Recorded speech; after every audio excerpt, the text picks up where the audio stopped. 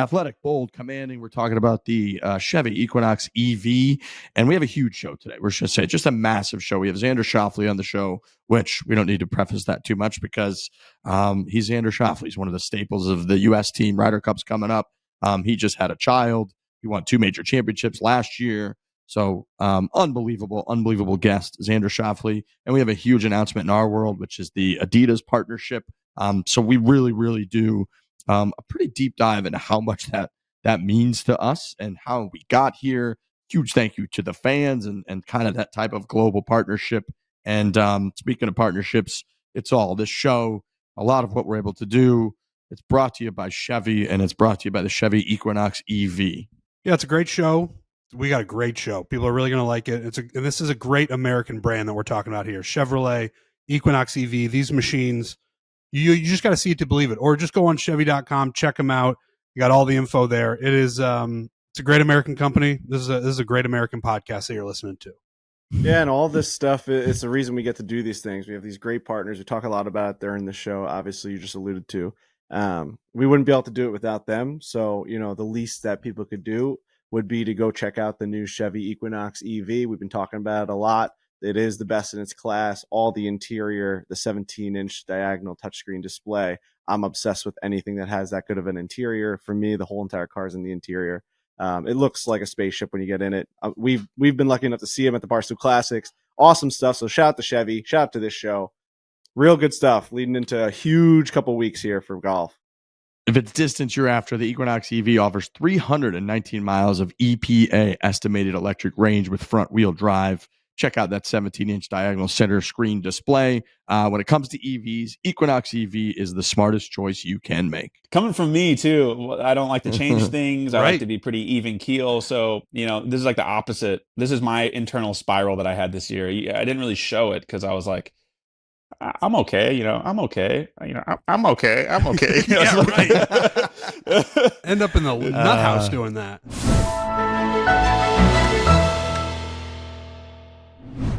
Foreplay, presented by Barstool Sports. We got a very big show this week for a couple reasons, really. A couple huge things in this show. First off, second half of the show has Xander Schauffele, and he was awesome, man. He's been through it since the last time we had on in mostly all good ways. He had a little bit of an injury this year, and we go through all of that, but mostly he's coming off. A couple of weeks ago, he had his first child, a baby boy, Victor, he and his wife, Maya. And he felt like a guy who had he had a lot to say. He's very into, obviously, the Ryder Cup. It was so fun talking to him about him and Patrick Cantlay's partnership in these team events, in these Ryder Cups over the years. Him winning a couple major championships last year and then not playing the same level of golf this year, which was due to injury, due to a lot of different things. And he was just a phenomenal guy to talk to leading up to this Ryder Cup right now. And I thought he was great. Yeah, I think Xander is viewed as pretty calm, collected, and quiet. And we actually got into that with him. Like, what's that demeanor? Where does that come from? How did you become that guy? But yeah, it's a very interesting interview with Xander Schauffele. I'm really glad that we had him on. It's a very interesting time in his life, with the kid leading up to the Ryder Cup. So there's a lot going on. So we really appreciate him taking the time. But yeah, we got 45 minutes with Xander. I think people are really going to like that interview. Xander's the man. I obviously missed that because I was with my baby boy. So that's something that he's going to have to handle with scheduling and stuff. I also see, are we super loud today? Is that something that's happening? Are we all very, very loud? No? Are we loud? I feel pretty normal. You feel pretty normal in terms of your coming volume? off loud to you there, Frankie? I don't know. I keep looking at my thing. It's like all the way. Usually it's like halfway through, whatever. It's been a crazy day. Like when things come up, it's like, it's not how it used to be where like my wife had to go to a doctor's appointment. And then like I sprung on her that we had Xander Schauffele, a little bit too late, like as in this morning. I was like, oh, by the way, we have an interview at 9. She's like, we usually do the pod at like 10 or 11. I was like, yeah, well, we have this interview at 9. She's like, well, I'm leaving the house because I have to go to this doctor's appointment. We have a baby that like literally can't survive unless you like hold them or you like are around them. And I'm like, okay. So then you just have to miss stuff. It's crazy. So it's something that you got to get used to. And I'm very happy to do it because I love being around them. But that's just something that I obviously, like when you have things that are planned, it's easier. But when things just pop up like that, man. I talked to JT a little bit where I was like, I asked him to go on the show, and he's like, I'm on dad duty today, like just helping out mama. And it's like, maybe 6 months ago, I would have been like, I don't even know what that means. Like, just come on the show for 15 minutes. And now it's like, you can't. You Yeah, can't Xander talks leave. about that too. He's like, yeah, things are different now because he's got a kid. Changes a lot. Meeting Dave Portnoy, my kid, it was crazy. How do you feel about it? Did you guys see that interaction? Of course. So funny. Said that he has a big round face just like his dad. I brought it up to Xander. You did. I brought that clip up to Xander. He loved it. He finished with Xander ended the interview with please tell Frankie congratulations for me. Wow. Man, yeah, I'm sorry I missed that because we would have had some good things to connect about. He's a great guy. I can't wait to see him compete in the Ryder Cup. But yeah, that interview is towards the end of the show. Yeah, the Dave thing was funny. We had Pizza Fest and super, super nervous around him, even though I was his right-hand man for like 6 years. Couldn't have been closer to him. Couldn't have been closer to Dave Portnoy. It's crazy. Like I couldn't have felt more comfortable with him, but also never once felt comfortable with him because he's just such a he just requires so much like brain power and thinking and always being on your toes that you could never feel truly comfortable. That's if you like respect the energy that he deserves. You know what I mean? If that makes any sense. Of course. Like there are people that just like slip around him and he just jumps on them like a lion. And I've always been like, I'm going to do everything I can to be on my toes. And like, if I have to maneuver my way out of here, I'm going to maneuver my way wherever I need to. So that's a state of never being comfortable. So we had the baby with us. We had landed from Dallas. We just did a quick 24-hour shoot in Dallas, landed at LaGuardia. Hannah and the baby picked me up from LaGuardia. And then the Pizza Fest was no shit. The Pizza Fest was 6 minutes on the GPS from LaGuardia. I was like, that's insane. Reynolds Island, right there with the city in the background. Pulled in, parking went great, got the baby out. We're there at like 12:30. It opens at 1:00. So we're there in a good time. You don't see Dave. And this is the other thing that I do is like, I don't force interactions with Dave. I want him to be as natural as possible. So like, yeah, I could have like just knocked on his, like, because he was in like a little like area in the back, right? Watching college football, waiting to get onto the stage and like greet everybody. And like people are probably going back there. They're getting on the little bus. They're like just talking to him. I'm not going to walk on there with my baby because I know it's like, what's he going to do? So I'm waiting for him to come to the Borelli's tent. My dad's there. My aunt is there. My mom is there. My cousin Steven, Brandon, Kat, the whole entire deal. We got the whole family there. They slung 4,000 slices of pizza at the Borelli's tent. Vodka roni. It was like, dude, people were going nuts about this. And I think it's because we had pepperoni and everyone else had cheese. So like there was something about like people just kept coming back for seconds and thirds. And they're like, we love this. It was just a very, as Dave said, distinct flavor compared to all the other just regular cheese tomato pies. You know what I mean? So that vodkaroni pizza that I've had is off the charts. It's off the charts. It's not Dave's like favorite style of pizza. No, he but likes just like he knows cheese. that's not what he eats. He knows that, but dude, people were raving about it. And the way my dad was making it, he was able to crank out a bunch of them as opposed to like these other guys that were next to us, which are like old school. They're doing all the dough right there. And they're like giving you the exact pizza you would get inside their restaurant, but they're only able, the lines are so long because they're only giving you like one slice at a time and everyone's waiting patiently for it. But at Borelli's, my dad was cranking out like, 10 pies at a time, right? Just acting like it was like, just at Borelli's, like you got a rush coming in for the Islander game. We're going to bring out as much pizza as we possibly can. So it went really well, but they made like so much pizza. It was unbelievable. Anyway, so we're sitting there, we're helping them out.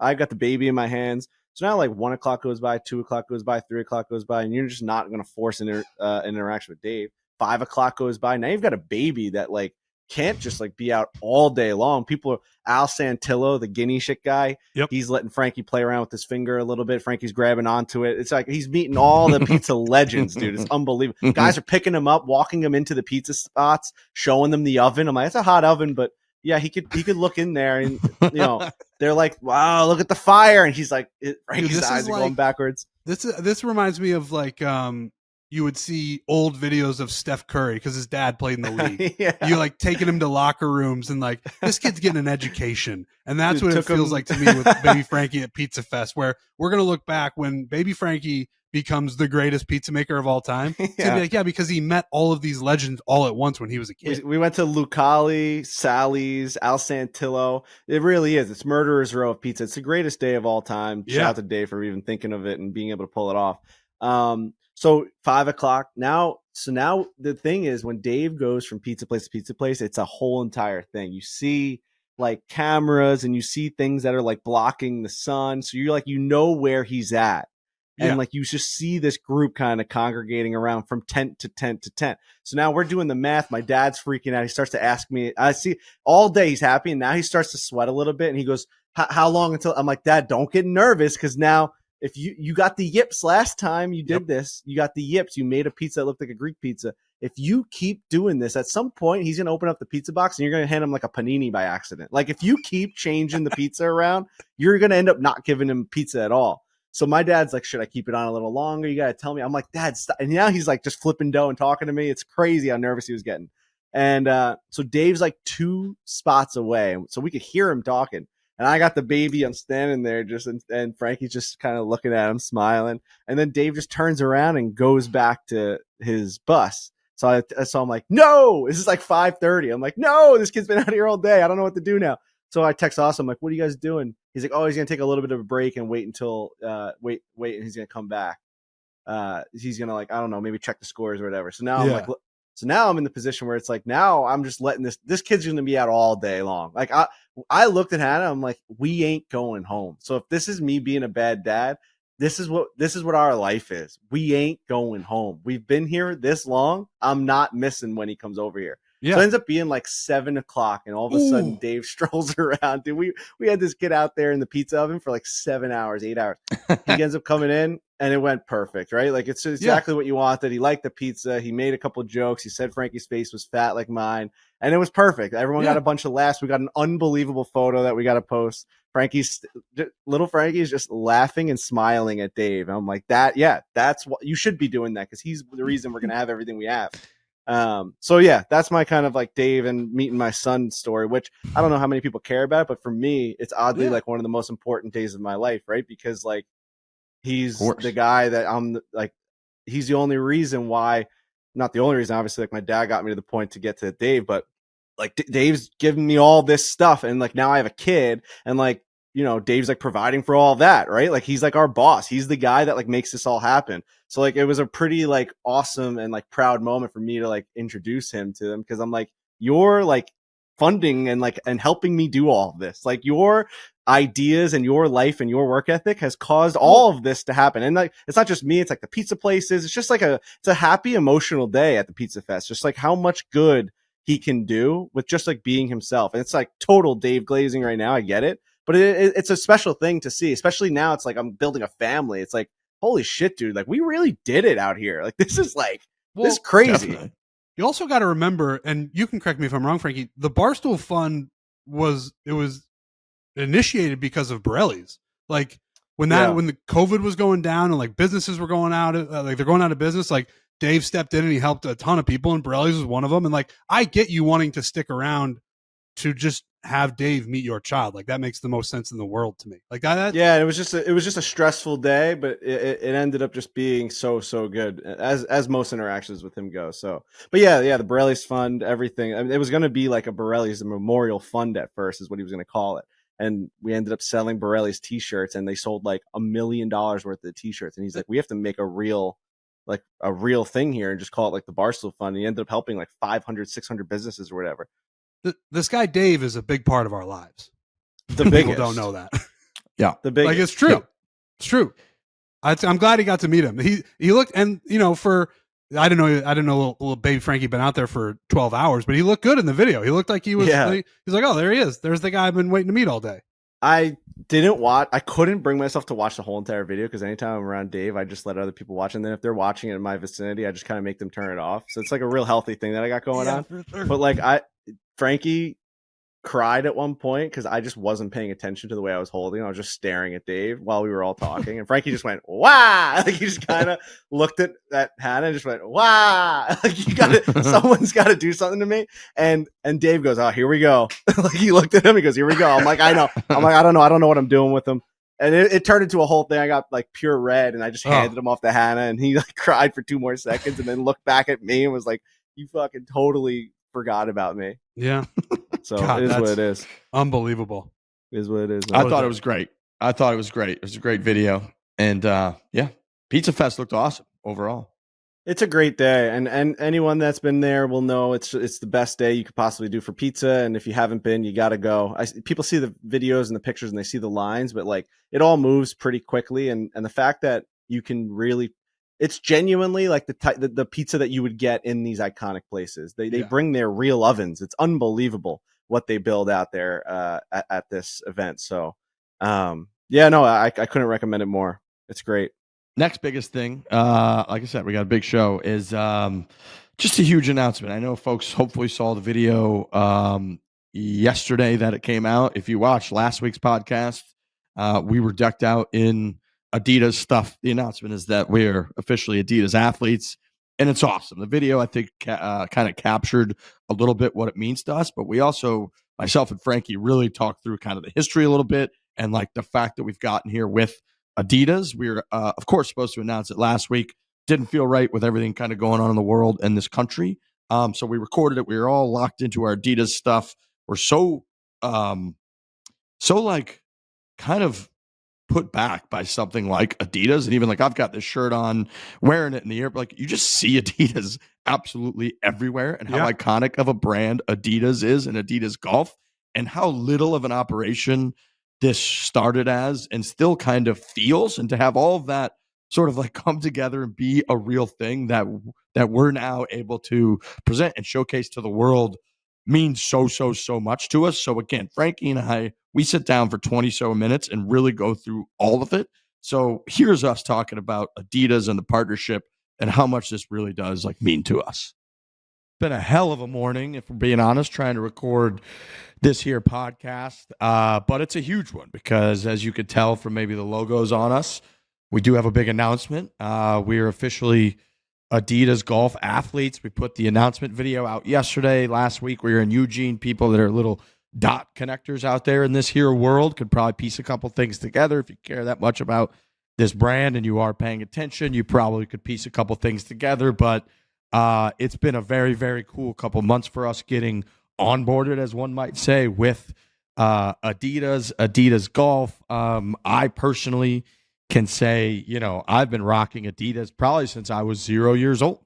If I had to look back and think about the type of gear, shoes, onesies, clothes, all of it that I've been wearing for my 38 years on this planet, Adidas is probably one of, if not the most worn, logo that I've ever had. And for the longest period of time, the 3 stripes, the trefoil logo, all of it are about as iconic a sportswear logos as have ever been created in the history of this world and the history of humanity. And so for us to now be partnering with Adidas and all the different things that comes with, Leo Messi, Patrick Mahomes, all the golfers over the years, Colin Morikawa, Ludwig, and now the Foreplay Golf Podcast. It's been very surreal. We got a lot to talk about on that front, but it's myself and Frankie today, and that is the big news in our world, my friend. Yeah, it's massive news. We say it in the announcement video. It's been a long ride for sure, and we've had a bunch of partners from the beginning of this thing, and that doesn't fall short on us. Like I feel like we've been very lucky since day one. We've had great partnerships and sponsors. This one is like what everything kind of led to. It's global. It's a massive, massive brand that is really just putting their huge engine behind everything that we do. When we got approached, we became quote unquote free agents over the last like half a year or so. And, kind of going out and seeing what we're going to do next. And you see all these types of brands kind of pitching us, and we're pitching other brands. And there's a lot of business talk that's going on behind, as Jerry likes to say, business wise. And it was really interesting to just see like all the differences in all the different companies and merchandise apparels companies and what they were kind of offering and what they could do. And then, you know, we really were going through them.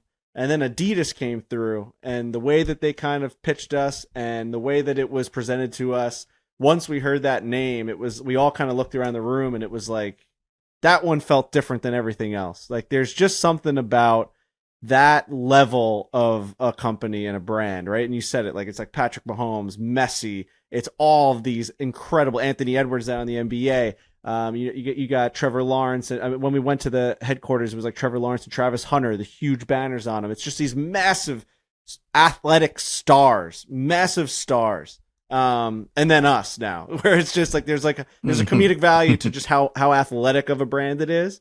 Like aside from the golf stuff, like just how deep they are in all sports.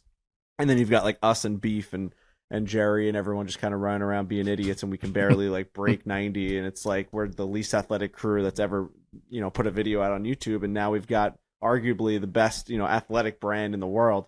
It's really, really special for us, and it's something that we really it means a lot to us personally and professionally to see the logo of Foreplay and Barstool Golf, and beneath it you've got these big, massive brands now. You've got TaylorMade, you've got Chevrolet, you've got Adidas. Like you got Body Armor, which is Coca-Cola. Like these are massive, massive brands now. And it's like, it just solidifies the amount of work that we've kind of put in. And I know a lot of people like to give us shit, but we did put a lot of work in. We've built this thing from the ground up. In the announcement, we literally show like how it was at one point frowned upon to do a golf podcast, and you could speak to that more than I can, but to full picture and full circle, to be able to come back and see that, like now, like when I tell my buddies, like, dude, it's Adidas and the things that they're sending us, and just like the athletic wear and the shorts and the shoes. I played high school golf. I had Tour 360s. There's pictures of me on my Instagram wearing Adidas golf shoes from when I was like 14 years old. Like that's just what I did. I would go to Dick's Sporting Goods or Modell's here in East Meadow. Modell's gotta go to Modell's. I would always get Adidas stuff. That's just what I got. That was like the common man shoe that you would wear, and like that's what I would get. It would be right there. The other day when we went to a Barstool Classic, I needed Adidas shoes. I walked right into a Dick's Sporting Goods, $65, white pair of Adidas golf shoes. I put them on. It was like you didn't have to do any sort of fitting with them. They weren't like really, they didn't give you blisters. They were super comfortable. No one said a word about them. They're like, oh, those are really nice shoes. I went on my day. It was like, that's what it's all about. That's what Adidas is. It's for everybody. And what do they say? Wherever you play, no matter what you're doing, Adidas is everywhere around you. So I'm kind of going on a tangent here. I'm very, very, very, very honored, and I feel very lucky to be a part of something this big and this global and international and with this large a scale. And it just, to be honest, it doesn't feel real when you really think about it. No, it doesn't, man. And for us, you know, I remember every year at back to school season, you know, my mom would take me to one of the shoe stores. It'd be Foot Locker or whatever. And like I would get to buy one new pair of shoes for that year. That was it. That was what my foot was going to be for the year. And it was a decision. And I remember getting like a new pair of Stan Smiths almost every time. And I would go in there and I'd be like, would I go with like the green, or would I go with the black, or would I go with like a blue, or would I go with like an all white one? That was like key for me. I would rock. And I had so many of those pairs of shoes growing up. And then, you know, you kind of do go back through and you look at like when we started the show and the podcast. And I remember there was no plan behind it. You know, I think one of the most frequently asked questions that we get at the Barstool Classic and all that is like, did you ever foresee it, you know, being this? And I'm like, not only do we never foresee it being this, we never foresaw it being anything other than like, we were always trying not to get in trouble with Dave and get fired by Dave. That was pretty much it. That was like the only logic that was behind anything that we did was like, we're going to write a bunch of blogs. We're going to try to get a lot of page views, and we're going to try to now like make videos. We were doing man on the street videos. Trent was dressing up as like Corn. Like Frankie was doing all the behind the scenes of the pizza reviews and then producing shows. And it was all basically just so that like our boss would let us continue to be employed at Barstool Sports. That was it. That was like the goal. And then when we got our first ad that came through, it was like a blue ribbon or something, which was like, you're able to, they send you food, you cook it, pre-made meals, all that stuff. And we were like, holy shit, we're actually driving some version of revenue to this company, to Barstool Sports. And that was huge for us. That was like a pivotal moment. We were like, oh my God, someone is paying to like support what we are creating, what we're like producing. And to over 9 years, like watch all of that snowball into, and you just laid it out perfectly, of like, dude, we've got Adidas and TaylorMade and Chevrolet and like these gigantic companies like Hershey. It's like, that is outrageous. Hershey. And Adidas is like, Hershey is as iconic as it gets. And Adidas is one of the most recognized logos ever created. And it's been, at gigantic sporting event after gigantic sporting event. It's been in pop culture. I wore an Adidas, head to toe tracksuit last week on the way home traveling, which is all I'm going to do now. It's the most comfortable thing in the world. And I got like 10 compliments over the course of the day from people. Like my barista in Portland he handed me my coffee and he just goes, sick tracksuit, bro. And I was like, yeah, hell yeah. It's just like, it's so recognizable and it's so global. It's international. It's been there through so many iconic moments. And for them to partner with us, there's a lot of like red tape when you're a company like Adidas. It's not, it's not the pirate ship like Barstool Sports is. It's Adidas. They got to be very careful. And for them to kind of trust their name and everything that they've built with us is truly a very humbling thing. And none of it, would be possible without all the people listening, all the fans, all the folks that have supported what we do. If we just we would love to do what we do. If no one listened, if no one watched, it would still be incredibly fun. We would still be talking about golf and other bullshit in the world, tying all of it together and having these conversations. We would still be out playing golf, and I would probably still be taking footage of like my dog shit game and trying to get up and down and try to piss people off in matches and having a laugh and having a drink. At the end of the day, shaking hands and saying, God damn, wasn't that fun? Golf's the coolest thing ever. The fact that we like do it for a living is so cool. We're so lucky to do that. And the fact that it attracts something like Adidas is because of all the people that watch and listen and support, and they buy the gear and they show up at the Barstool Classic, and all of that kind of gives us this platform to put the 3 stripes on and have Adidas be like, yes, we want to be a part of that brand. And the Adidas folks so far have been just phenomenal, man. They get what we do. They love what we do. They want to get us set up with like our own style, right? Like that's a big thing for me going forward is I do want to branch out a little bit. It's like I've kind of been mostly just like in terms of, you laugh all the time, Frankie, about like player A when it comes to like generic character this. I feel like that's mostly how I've dressed my whole golfing life and golf career, which I never have had an issue with. But I've also thought as I've gotten a little bit like older, we're more into this world of like, how can I get a little like wild or a little different with like my style? And there's so many different options. They make so much different stuff at Adidas. And like I mentioned, it's been such a piece of like culture. Like Adidas is beyond just sportswear. It's like a cultural brand that people know. And so, yeah, when that came across our desk, I think all of us, we ended like an hour-long call about which direction we were going to go in what, like a minute and a half, basically being like, oh yeah, Adidas, of course we're going to do Adidas. Well, there were a lot of brands that, and you could look around at other golf creators and all the people in our space, and they do deals with brands that are niche to golf, and they're great brands. They make great golf apparel and all that stuff. But when we saw this come through, it was like, this is something different. It's another level. And the fact that they want to partner with us the way that they did, and how aggressive they were, and how incredible vision that they have for what they're going to be doing in the game of golf and other sports as well. That just resonated with us to a point where it wasn't even a decision. It was, you felt it in your gut, you knew it. You go back home, and I tell my dad, like, we just signed a deal with Adidas, and it's like, what? Like, you're a real athlete now? You know what I mean? Like, you say that, like it's psychotic. So yeah, no, it's been very fun. So shout out to them. Shout out to our whole business team that kind of got that done and got that across the finish line. And shout out to Adidas's whole team that got that across the finish line. We've loved the short time that we spent with them so far. They've been just great people. Aside from just visionary minds, they're just really really good people, and like it goes a long way when you can go out to dinner and have drinks and share laughs with the people that you're going to be kind of partnering with and doing this whole thing together with for a couple of years, hopefully for decades at this point. It's great when the personalities match, and that's what I noticed. Like the first night, we went to a big Italian dinner in Denver, and we just hit it off, and we're like, this is going to be fun, and they get it, and we kind of get what they're trying to do, and they do want me in shorts soon, which is something that they're going to have to come to grips with, or I'm going to have to really get hit. On this side, a lot of people on both sides of the partnership are gearing up for Frankie in shorts. I definitely have set myself up for failure because like when I wear shorts around the house, like everyone's like, those like, yeah, you're skinny, but like you just like that's just like what a skinny person looks like. Like we're all like, or okay you've set with that. yourself up for success where like you're lowering the bar. It's like going into a presidential debate. Yeah, but I think like I've drawn too much attention to them.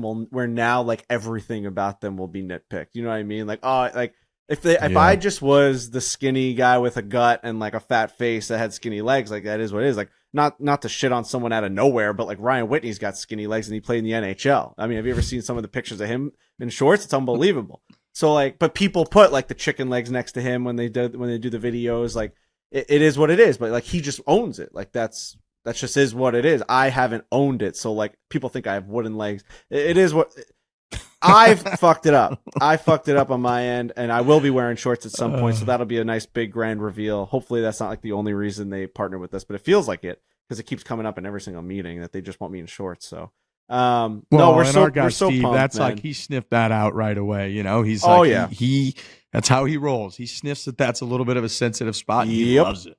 He's like, you will be wearing shorts. I was like, no, I will not be. He's like, oh yes, you will be. And then that was kind of the end of the conversation. And yeah, I mean, our guy Beef, he was like, he was like the number one Adidas like seller in the whole entire country when he was working at pro shops as a PGA head golf professional. So they were like over the moon that Beef is part of the business again. Dude, Beef, they've told the story a couple times, but Beef, when he signed on for Barstool Sports, wrote them an email and made phone calls, like emotional notes to the folks from Adidas saying, hey guys, I love working with you so much, and I've enjoyed all of our time together for so long. This is really hard for me to do, but I have a life-changing opportunity to go work for Barstool Sports, and they're not Adidas, and so I'm really, really sorry, but I'm not going to be able to partake like I've partaken with you guys. And they all tell the story from the Adidas side of like, it was heart-wrenching when Beef told us that, but we had to basically, set sail, let Beef set sail and say, go little birdie. Like we love you so much, but we do believe that this is a great opportunity. Go get him, Beef. Go get him out in the real world. And now it's come full circle, and nobody is happier than our guy, Cody Beef Frankie, of the fact that he gets to rock Adidas again. He's pulling all the stuff out of the closet and he's ready to go. Yeah, it's incredible. And their access to the athletes that we're going to have is second to none. Like I said, it's not just golf, which was huge for us. It's every sport, and we're going to have a lot of opportunities kind of presented to us that we wouldn't in the past. And I think it's going to be good for growing our brand and just honestly just moving this whole thing forward, right? You're getting guys from all different walks of life. It's really, really, really, I mean, dude, when you go into that Adidas store that we went into, there was like it was like the Adidas employee store, and like everything's like 50% off over there, which is an incredible thing if you live in that Portland area. If you can get tickets into that, it's nuts. Like everything in the store is 50% off for everyone that goes in there. It's nuts.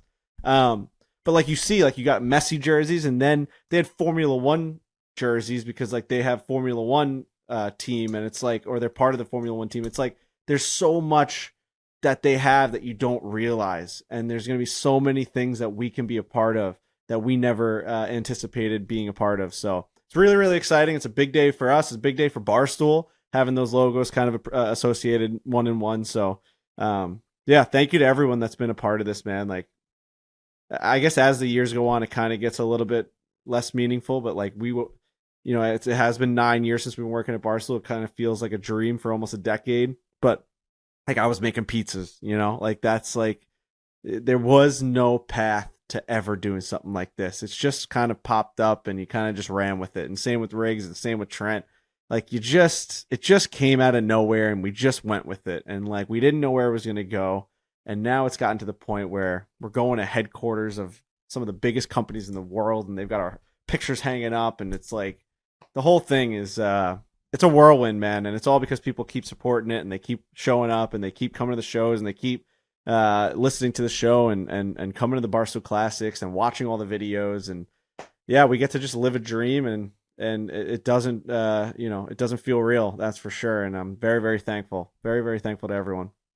Me too. And the Adidas, dude, it's like, from an athletic standpoint, it's like inspired me. It's like I'm looking now and I'm ordering like running shoes and gym clothes and stuff. And I'm like, yeah, dude, like now that I'm Adidas guy, like I want to rep the 3 stripes and go into the gym and skate more and get all my under gear for when I'm skating to be Adidas. Cause it's sick. And they sent me I know you've got the same one. They sent me a golf bag, Adidas golf bag.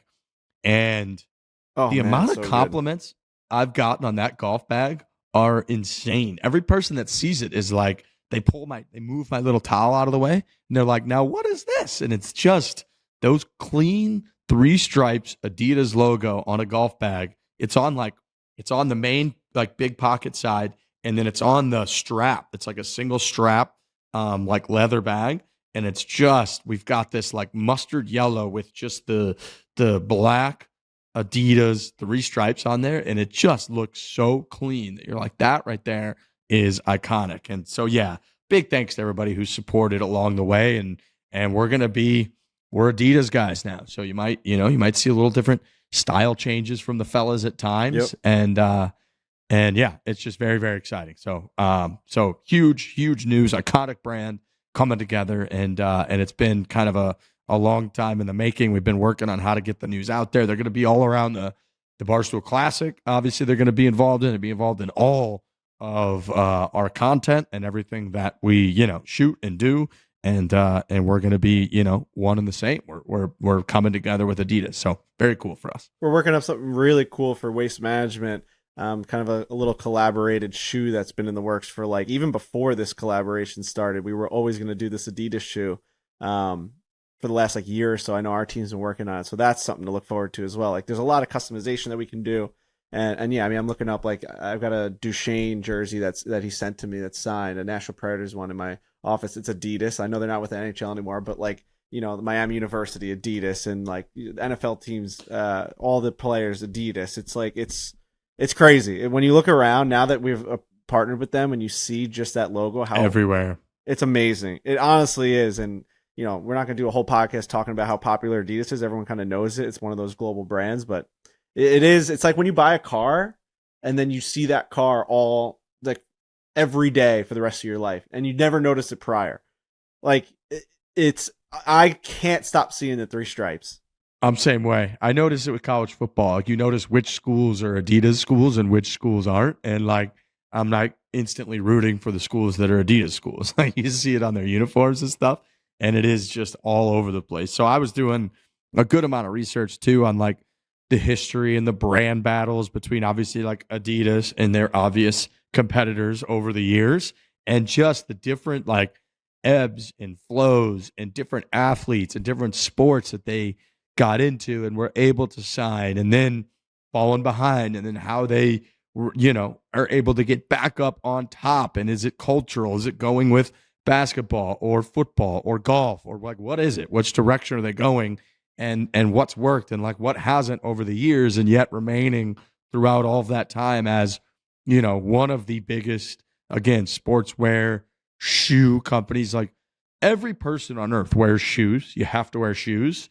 And so imagine to be, the most or one of the most iconic like shoe makers and brands ever to exist in something that every person on earth has to wear is just like, wait, what? That's just synonymous with basically clothing, which everybody has to wear, with shoes, with everything. And that's what Adidas is. So yeah, very, very cool for us. And a huge thank you to everybody who supported us along the way, gotten us to this point.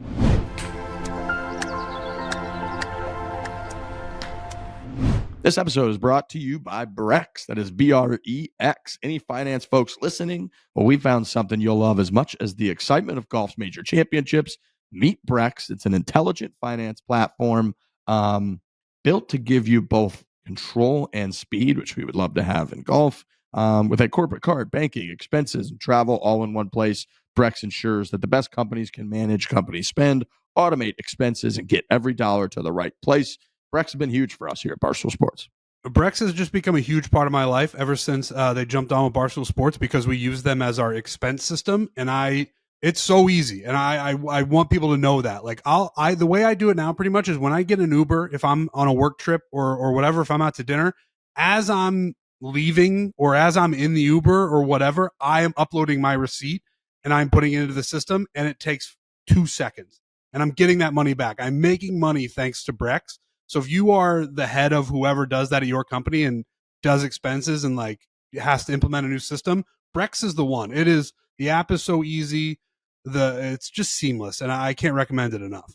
And even when you have them piled up towards the end of the month and you need to get them done, you just upload 20 different receipts at once. It does it all automated with whatever AI it has that's like reading all of the categories and the columns and the numbers, and it inputs it all for you. You got to go and maybe hit 2 buttons for each one. So you're literally just adjusting, and you just fly through something in 10 minutes that used to take, no joke, hours for me to get done. Hours. It's been fantastic, a fantastic difference. So this has earned the trust of 30,000 companies, fast-growing AI startups, global enterprises, and of course right here at Barstool Sports. You can learn more at brex.com/grow. That is brex.com/grow. You do not need to sink a 30-foot putt to score big this weekend. Just fire up the DraftKings Sportsbook. Take your shot at the green, the kind with dollar signs. Whether you're a diehard golf fan or just in it for the Sunday drama, DraftKings has everything you need to make every round a little bit more exciting. We got live bets, prop plays, odds boosts, and plenty more. I talk about it on the show, but big shout out to Scottie. I was able to get a little bit on him to win on Sunday morning. He was 2 shots back. He, of course, won. We talk all about that, but DraftKings Sportsbook allowed that to happen. They also have that ghost leg parlay, which is on the DraftKings Sportsbook, which yesterday I did a 6-team parlay, and I went 5 for 6 and realized I did not add the ghost leg token to it when I did check out, which is something you got to opt in. You got to add that token on the top. When you are checking out, you got to hit the button on top. So I had saw that. I bet the Cowboys -4.5 against the Giants. They end up winning by 3, but I'm like, no sweat. They're going to take that. DraftKings takes that away, basically eliminates it and makes it a 5-team parlay, and you went 5 for 5. They just readjust the odds after that and pay you out in cash. Nope.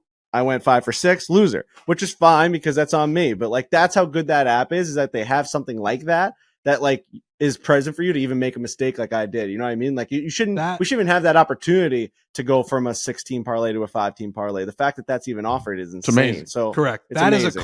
That right there is a cautionary tale, and you got to opt in for the ghost leg parlay because it is amazing. It really is. Now here's also something phenomenal. It's for new customers. So listen up. If you bet $5 and your bet wins, you'll score $200 in bonus bets instantly. So take your swing at winning some dough this week. Download the DraftKings Sportsbook app. Use the code FORE, F-O-R-E. That's code FORE for new customers to get $200 in bonus bets instantly when you bet just $5. Only on DraftKings. The crown is yours.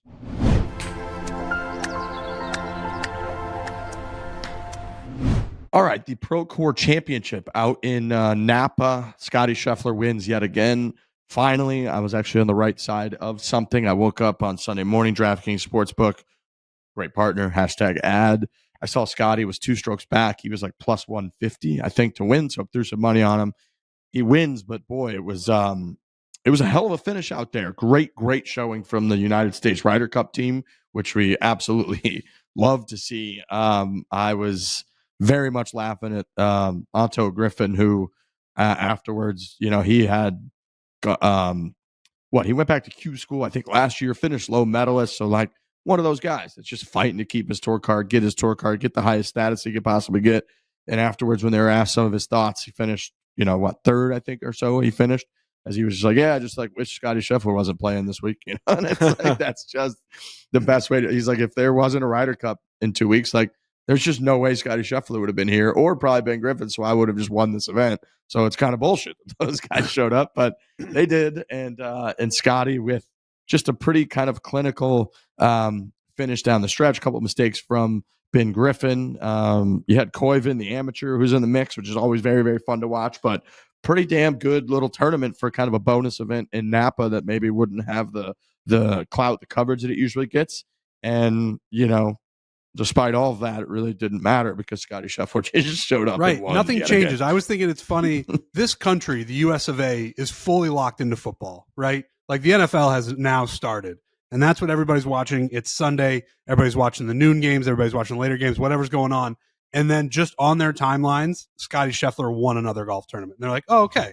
I guess, I didn't watch that tournament, but, I'm sure it's the same result that we've had all year. This was his 6th win of the year, if I'm not mistaken. Like, this guy just wins golf tournaments. And Ben Griffin was right up there. That's what Ben Griffin's been doing all year. He's just been in the mix. He got to win. But it's been Ben Griffin, weirdly, and Scottie Schauffele all year. And Scottie Schauffele usually gets the win. That putt that Ben Griffin had to hit to tie it, that was tough. That was like, I don't blame him for missing it. I've missed a million of those, but it was just like, fuck. If he definitely wants that one back. No, that sucked. That was shocking too, because Agreed. They were kind of talking the whole broadcast about how he's felt like he's very confident and he's ready for these moments and he looks good.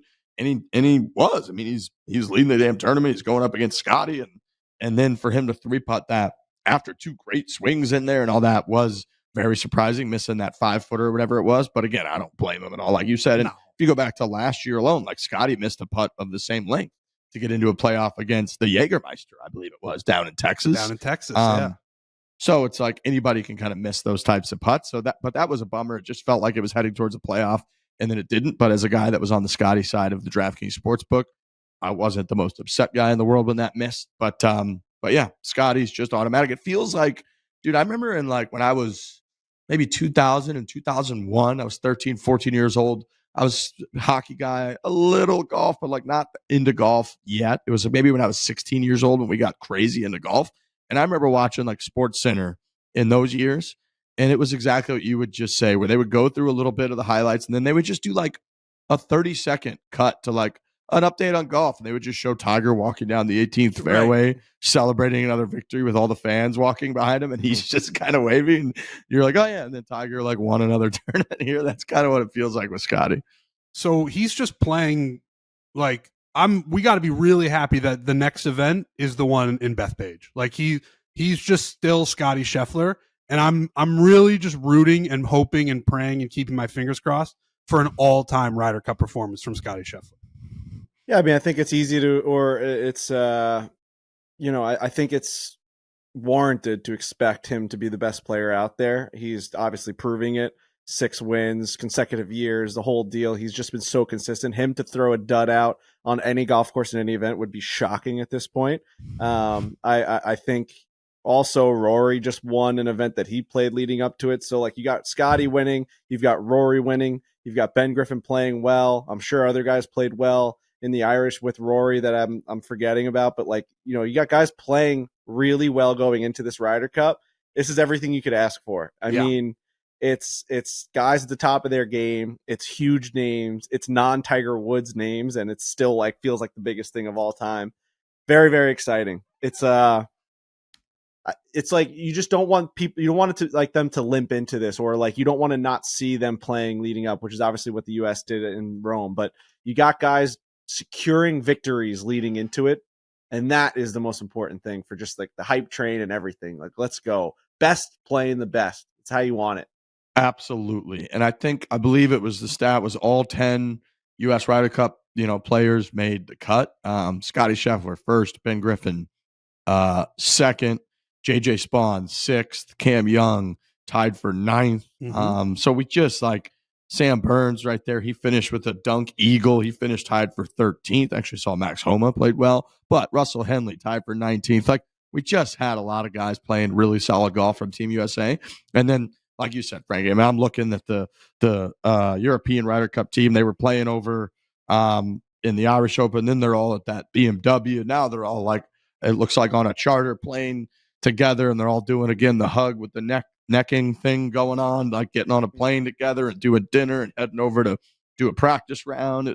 And I saw that they're all posting like Bethpage bound, and they've got the Ryder Cup on the plane with them. So it is like it's almost like we're watching a really well produced TV show or movie where they do like two different storylines that are going together that are all clearly going to meet, is kind of how it feels right now. And it's nice that both of those storylines are positive and good. And it's sort of a testament to Keegan making the decision that he made, that like none of that has been the talk since the second that he said Sam Burns and not himself.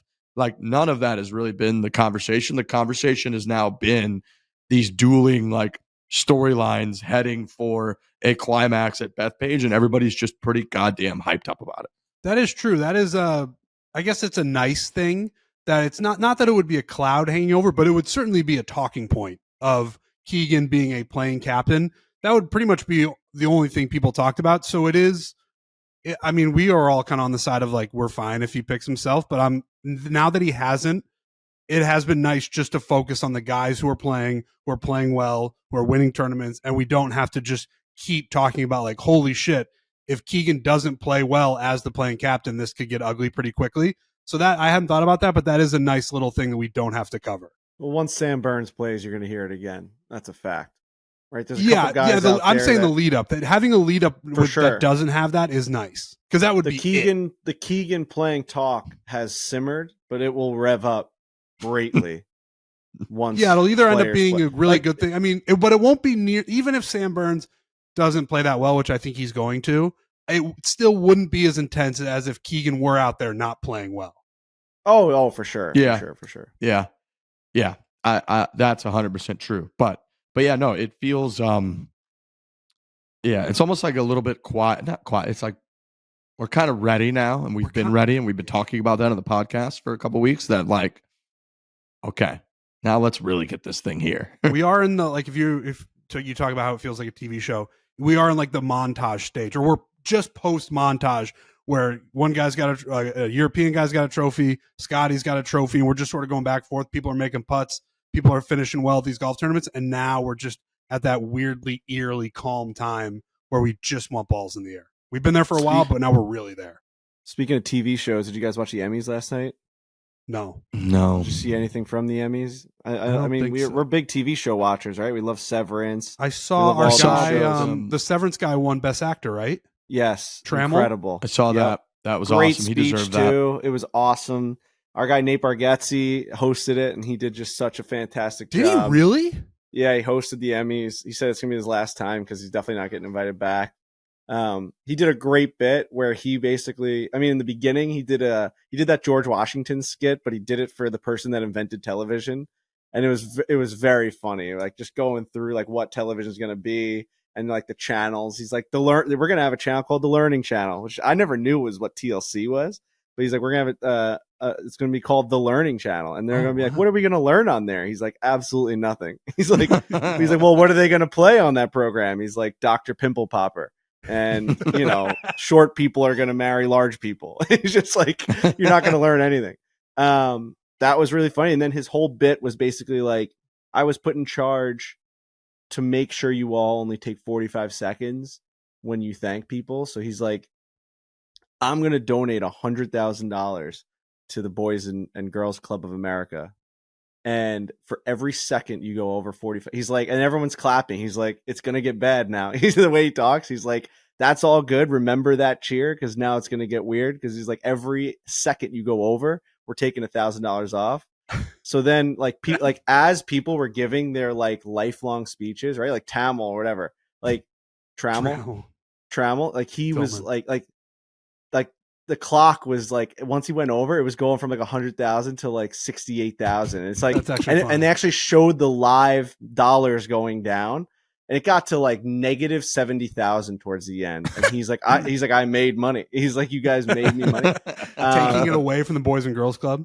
And he was so upfront about like all the, like I was watching it. I'm like, well, all these presenters are taking like 10 minutes. And then he's only leaving the people that won 45 seconds. Like the person that would like announce what the award was always doing some sort of bit. Sure. And it took forever, right? And he literally goes on the mic at one point. He's like, I'm sure some of you are thinking, like, why are the people, is everyone to 45 seconds? And he goes, no, only the people that worked their hardest for their lifelong dreams. Right. Only the people that are accomplishing their lifelong goal we're going to have a 45 seconds. That's it. Everyone else, JB Smoove gets 10 minutes to just do a bit.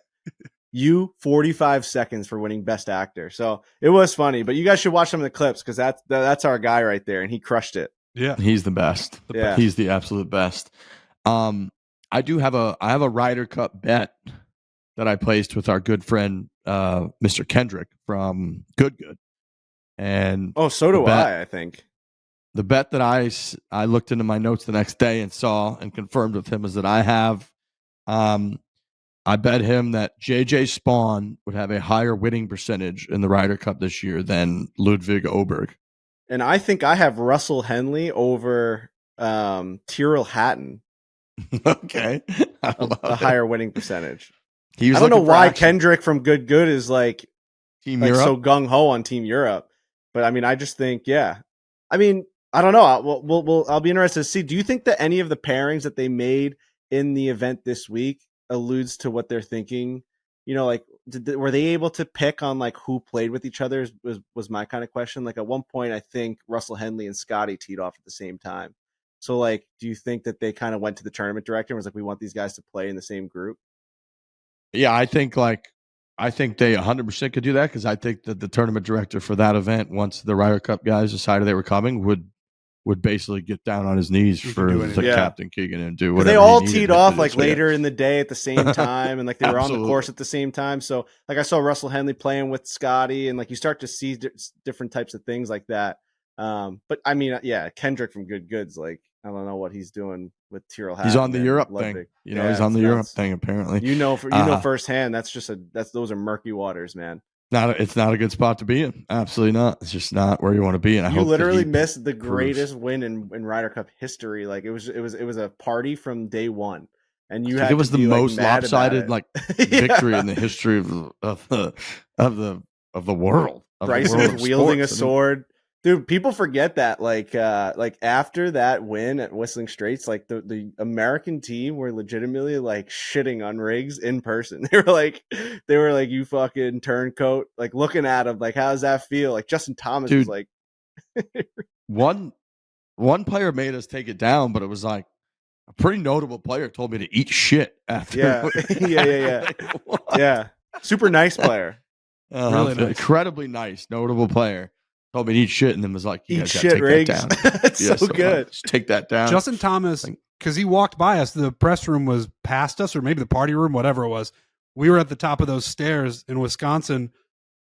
Justin Thomas was talking shit to Riggs and blindly gave me a dap. That is still one of the great accomplishments in American history. Like he's just jawing at Riggs, and he gives me a high five, and it's still, I can't believe he accomplished it, but that was a hell of a week for our boys.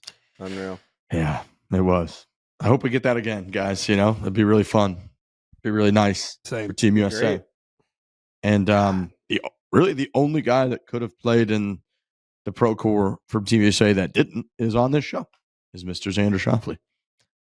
So I don't know if anybody has anything else, but if not, we could throw it to Xander and and people can start to get really jazzed up for this Ryder Cup because there's been plenty of talking going on, hyping up. We get into all of it. A lot of cool announcements. Adidas, so fired up about that. So fired up. It's Ryder Cup time. So without further ado, one of the staples of the American golf team events through this generation and probably for a long time to come. Two-time major winner just last year. Let's throw it to Xander Schauffele.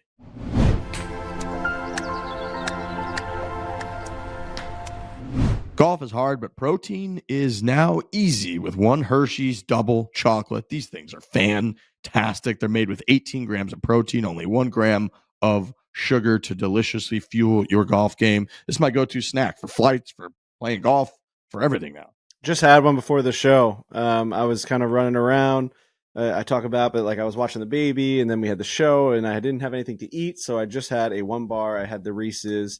Peanut butter lovers one, and I also had like my multivitamin with it. It just makes you feel good in the morning. Like I had 18 grams of protein, and I had my vitamins, and it made me feel good. Like I had something solid in my stomach to then have vitamins after that. It's just like you need stuff like that in the morning. Sometimes things just get a little too quick. You end up having, maybe you take a vitamin, you take this, you take that, and then like you're on an empty stomach. Always have a protein bar handy, ready to go in times like that. Times of need, one is always there for you. I have them stocked in my backpack for when I fly. It's a must. There's a couple of musts for me when I travel, and one of them is a one protein bar, because you'll be caught on a flight or you'll get delayed and then you're already boarded and you can't eat, and you just boom, there's a one bar that's going to hold me over. It's going to get me to wherever I need to go. They're great. Only one Hershey's double chocolate is made with Hershey's cocoa. Protein just got delicious. Buy the new one, Hershey's double chocolate protein bar, on Amazon. Again, buy them on Amazon. Protein just got delicious. We absolutely love Dunkin', especially for a coffee on the way to the course or some food after a round. This is just true. This is just a fact. Ever since I showed up in Boston, Massachusetts in 2006, I've been a massive Dunkin' guy, to the point of when I would go back home to St. Louis, there was like, I think there's more now. There was like one Dunkin' 25 minutes away from my house, and I would drive to that Dunkin' because that's how much I rely on Dunkin' Donuts. I'm going to Dunkin' as soon as we wrap up here. This podcast, we recorded a little bit earlier than usual, so I wasn't able to run out and get it. But I am, once I hit closeout on this browser, I am walking straight to Dunkin'. I cannot wait to get it. Their coffee is great. Their food is really good. They've just got it all. It's the one-stop shop for the morning, and you're there and you're ready to take on the day. I can't wait to get there. You guys know I haven't historically been the biggest coffee guy. So, I mean, I've tried all the different brands and stuff, and I'm without a doubt, and I'm not even just saying this because they're on like with us, but I enjoy Dunkin' the most. And I'm starting to really like the flavor of their coffee without needing to put anything in it. We did a couple ads with them, and we just had just black coffees, and I was like, oh, I actually like the roast taste of this. Like just that coffee just tastes good to me. And that's something that's like pretty eye-opening. I've never really had coffee growing up. I just never did it. Like, my parents don't really drink it that often. It's just something like we just never really did. And I just never got into it. And now it's like, I enjoy that taste, and it does make you like get going. Like America runs on Dunkin', like it gets you going.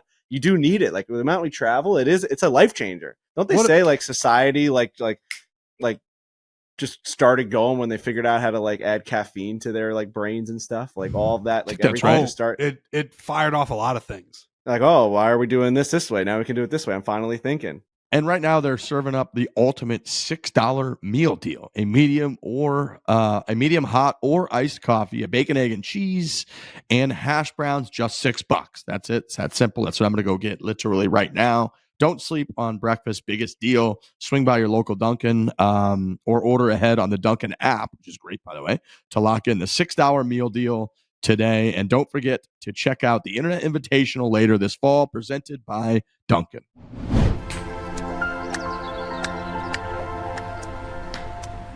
Folks, we're joined by Xander Schauffele. It's been a little while. You've had a hell of a life, I would say, since the last time we had you on this podcast. And most recent development is that you are a new father. So I start with just a huge congratulations to you and your family.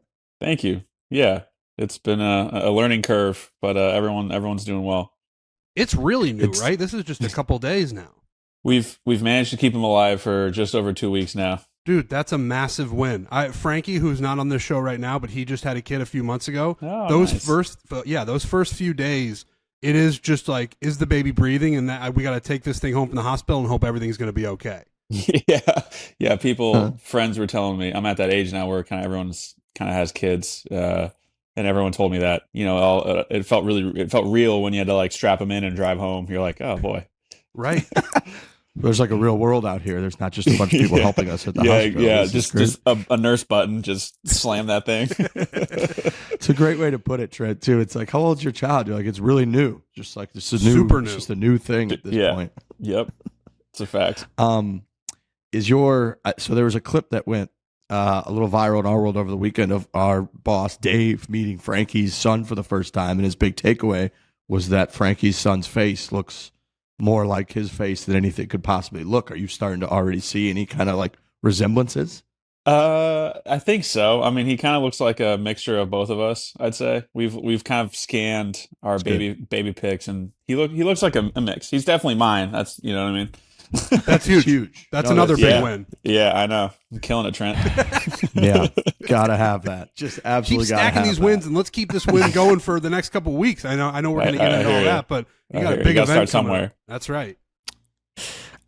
Yeah, it's funny because I know, when the playoffs were going on and you're kind of wrapped up, you had some quotes about golf and the whole year, and there's been the injury, and then, you were asked a lot about like, okay, what's this reset look like for you? And you were like, just not golfing. And I don't know that people really knew that a lot of that was probably coming from too. You had this huge life event coming up. So I imagine the last month, like, yeah, it's probably been nice to put the clubs away a little bit. But also, like, in that same time, you've been juggling what we've just been talking about. So how has sort of the last little bit of a break from golf, but probably the opposite of a break from real life, like, how has that mixture gone?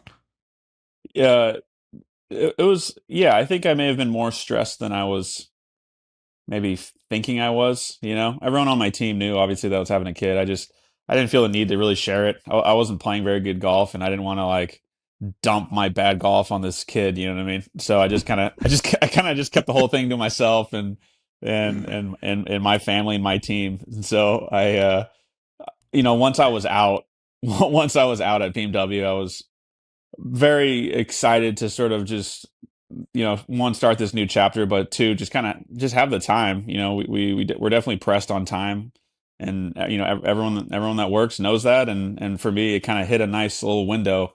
I told my wife there's no better time for me to play bad than right now, because I'm going to be home. I'm not going to miss the birth of our first kid. I'm going to be home. I can help as much as I can. I don't need to sleep. Like, who needs to sleep anyways? But Yeah.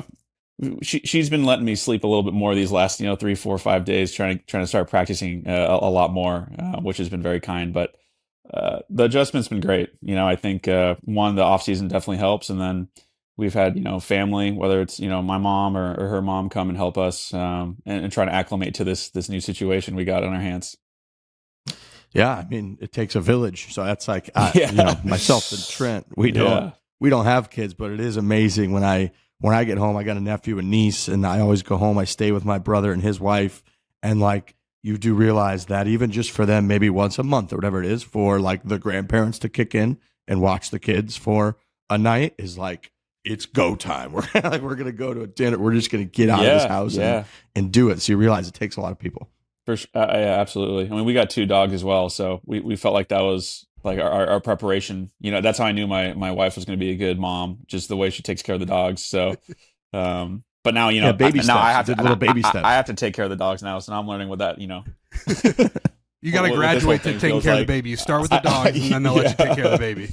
Yeah, Mhm. started with myself, failed. Now every day I'm grinding with the dogs. Dude, same.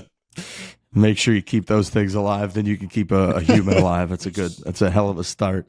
No, I like that. Like, I think in terms of the end of the year being like, no, I'm going to make sure I'm home. It's like, you could go the Phil Mickelson route, which is like, hey, I'm maybe going to win this like US Open and have to have a pager. You're like, no. I'm going to come my ass home a little bit early and just kind of hang out and be ready to go. Yeah, Austin and I kept joking. I was like trying to play a little bit better, and I was like, if I get to East Lake, the due date was the Sunday of East Lake, and he looked at me and he goes, "You're not leaving this property."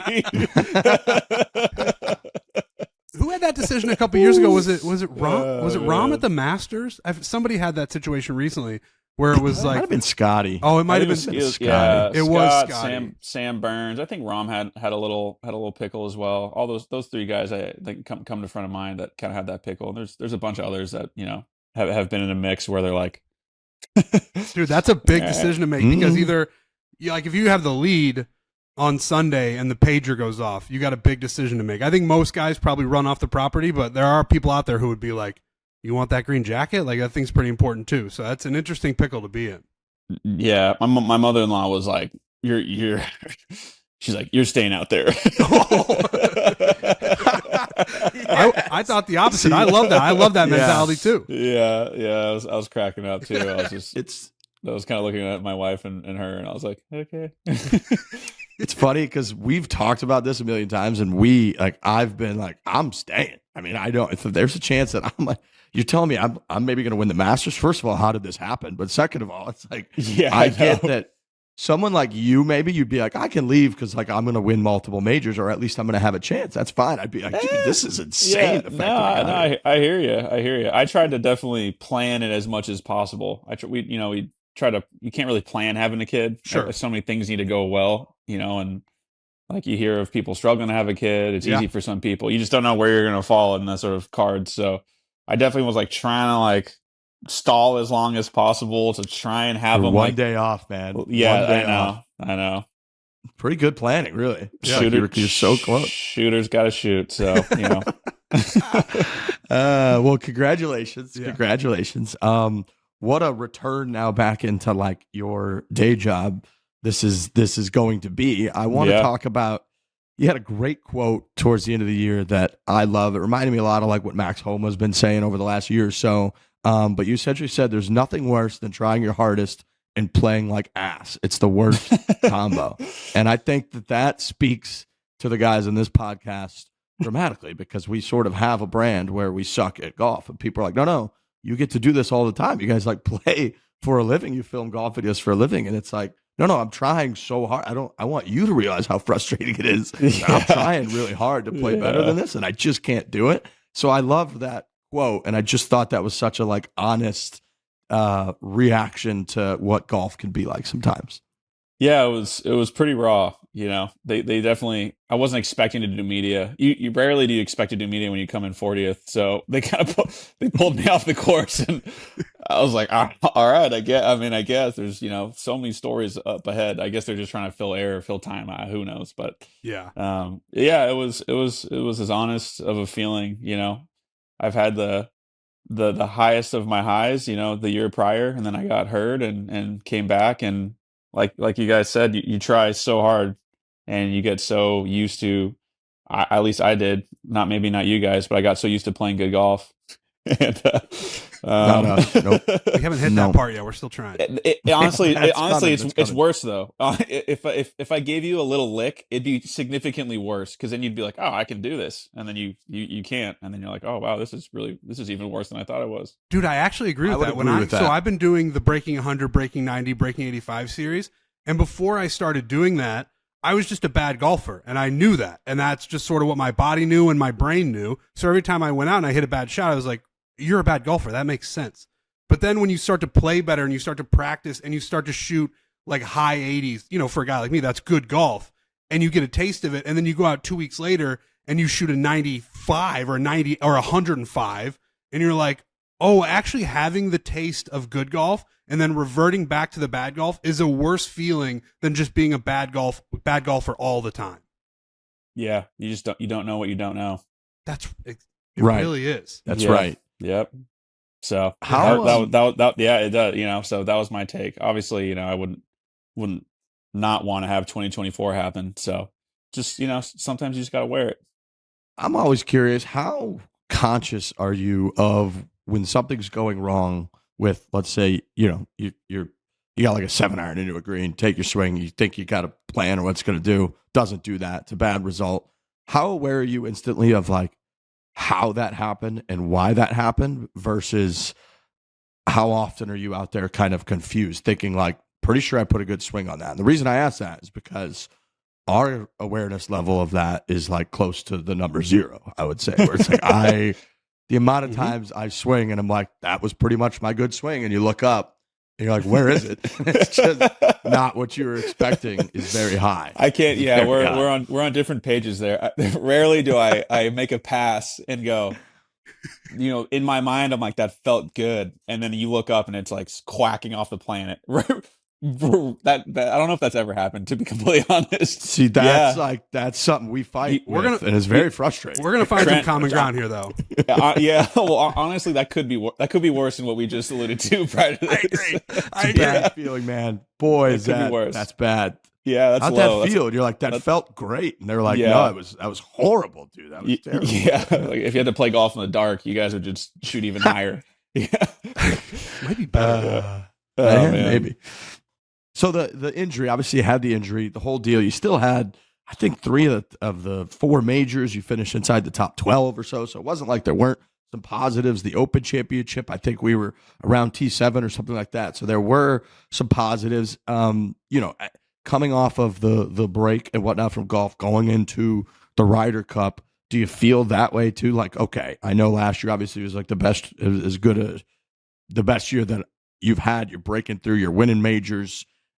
This year again wasn't as high, but do you feel like there's some positive, some momentum that you could take coming off the break, going into this Ryder Cup and feeling pretty good? Yeah, my last round that I played at BMW, I mean, I minus the putting, I mean, I hit it like the best. It was this irony, maybe it's so mental. Just I was able to I hit more balls than I've hit at a tournament in a long time, and finally on Sunday it kind of clicked and kind of had an old feel that I played with the year before, and I was like, of course my season's over, in amazing fashion. Like, let me play another 5 tournament rounds right now. Maybe I can do something. But that was kind of a nice, healthy way to enter a break, and then I took about 3 weeks off. And then when I came back, it was, my clubs felt like sledgehammers, and, just the same old pass as everyone else. Yeah. And Yeah. yeah. And it was good. I thinned a shot, I chunked one, and I actually felt pretty good. Like, I felt like I was mentally in a good place. I was able to accept what was happening versus, 3 weeks prior to that in season, I would have absolutely exploded internally. I wouldn't show it, but the fire was burning in poor ways this year. From trying hard, from playing bad, from all these things, trying to handle certain things that are new to me. So I feel actually pretty good. Mentally it was nice. I think if I'm ever in a bad spot again, I'm one to sort of lean in more than back off. And maybe from this moment, if I am feeling like I'm in a bad spot, I might take 5 days off versus spend an extra 5 hours that day on the range or something like that. So we'll see. Haven't really figured that one out yet. You said you feel it in the inside, the anger. Have you ever been a guy throughout your career or throughout your life on the golf course where it actually does come out? Because I was just trying to think. I don't remember really any time where you lose your mind on the golf course. And we've seen guys who, normally are very calm and collected. Scottie's a good example, where he's normally very collected, very together. But every once in a while, he'll hit a shot where he will look up and be like, that's not doing what I thought it was going to do. And he doesn't go crazy, but he definitely gets angry. You are maybe the only guy on tour who kind of keeps it all in. Have you ever been the guy who lets it out? When I compete, when I was kind of like an angry kid. So my dad worked a lot with me mentally. He was my swing coach forever. So we came to this place to where for me to compete, it's whenever I would get angry, I would completely lose my head. When you look at guys like Scottie or Rom, they get kind of fussy or angry, and then they hold their next shot. You know what I mean? Sure. I'm not that guy. I am spiral. I am. You can't bring it back.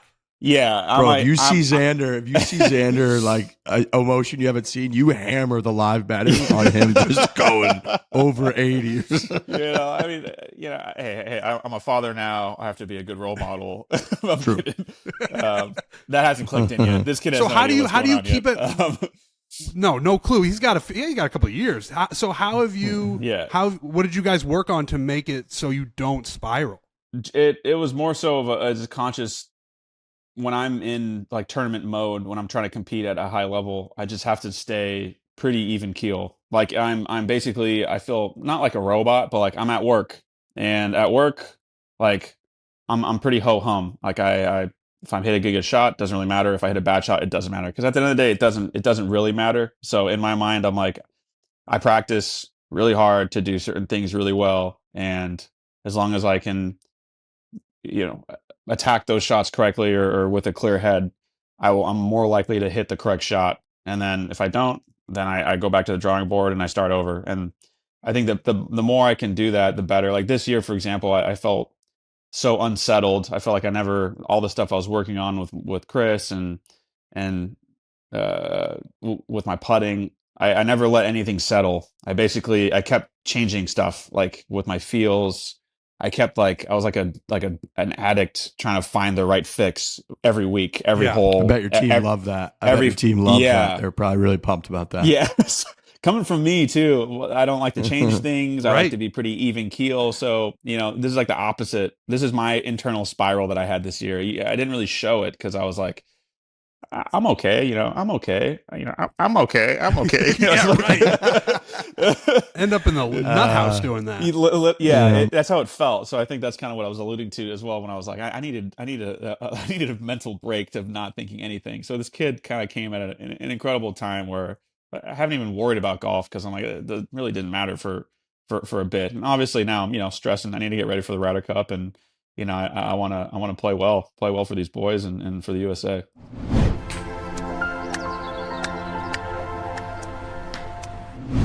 Truly Unruly Lemonade, which today, when this podcast comes out, you're going to see people enjoying at Sabonic Golf Club. We're going to be out there for the Barstool Classic, and it's all brought to you by Truly Unruly. The lemonades combine the high-alc fun of Truly Unruly with everyone's favorite, which is lemonade. So lemonade let loose, 8% ABV, 100% delicious. They got 4 supercharged lemonade flavors: bumpin' blue raz, OG original lemonade, punched up pineapple, and wild pink. The Truly Unruly lemonades are delicious, gentlemen. I was just in Philly last week for 2 Barstool Classics, and people were loving them. They really were. People were getting after it, which is fun. They got a little bit more of these Unrulies. They got a little bit more oomph in them, and they get the people going, and it's just a really good time. So if you haven't tried them, give them a shot. The flavors are delicious. We're big lemonade guys on this podcast, and the fact that Truly Unruly has a bunch of lemonade flavors is just a big win for everybody. We just did a fun 4-man scramble out in Dallas. Yeah. You'll see that in the upcoming weeks. We did against the Dallas Stars. Some big names out there that play for the Stars. Real just serious team. Real serious squad. They were matching hockey, matching shirts. Good hockey team. But we absolutely crushed Truly Unrulies. We were doing the whole bit. We were shotgunning them, the whole entire thing. Real fun. A lot of fun with them. Made it for an interesting next day, definitely. And then with all the stuff that I talk about with meeting Dave and holding the baby, that was all the next day, which was it was a lot to handle. But Trulies were great and they're flowing. I just posted a video doing a 9 and 9, and I cracked open a nice Truly. Something about that, you crack open something like that on a golf course. You hear that crisp crack. Especially now that the weather's changing. You guys are both in New York right now. It's perfect weather to just crack open an aluminum can of liquid. And for me, that's Truly Unruly. It's the official hard seltzer of Foreplay. Level up your lemonade with Truly Unruly. Find Truly Unruly Lemonade at a store near you or visit www.trulyhardseltzer.com.